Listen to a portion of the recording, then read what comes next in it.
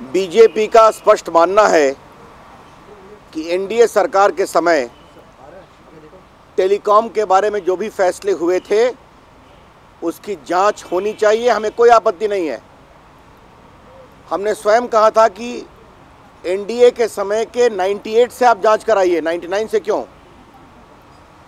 क्योंकि हमें बहुत इस बात का गौरव है कि देश में जो पूरा टेलीफोनी व्यापक रूप से फैली उसमें हमारी सरकार ने बहुत महत्वपूर्ण भूमिका निभाई।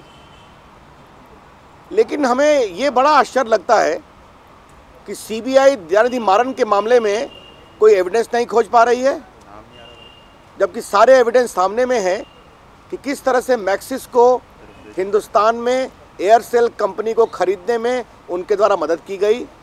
उसके पहले एयरसेल को लाइसेंस नहीं दिए गए और जब मैक्सिस कंपनी ने दयानिधि मारन के परिवार में एक कंडुइट कंपनी से इन्वेस्ट किया तो उनका लाइसेंस बहुत जल्दी क्लियर होने लगा। स्वयं दयानिधि मारन के एक पूर्व सहयोगी ने कहा है कि किस प्रकार से एयरसेल के पूर्व के लाइसेंस को नहीं दिया गया।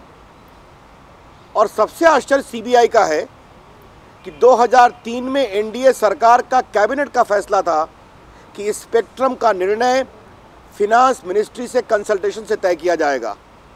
इस पूरे 2G स्पेक्ट्रम में स्वयं उस समय के फिनांस सेक्रेटरी सुब्बा राव, जो आज आरबीआई के गवर्नर हैं, उनका रिकमेंडेशन था कि इसको नीलामी ऑक्शन किया जाए।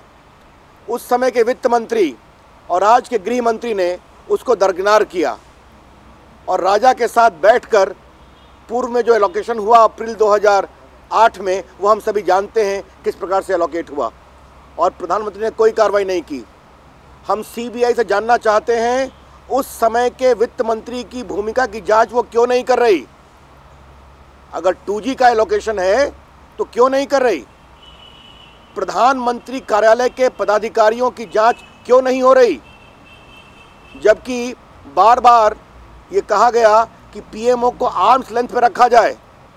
पीएम ने चिट्ठी लिखी, कोई कार्रवाई नहीं हुई और देश का पैसा रेवेन्यू लुटा। ये बड़े सवाल हैं।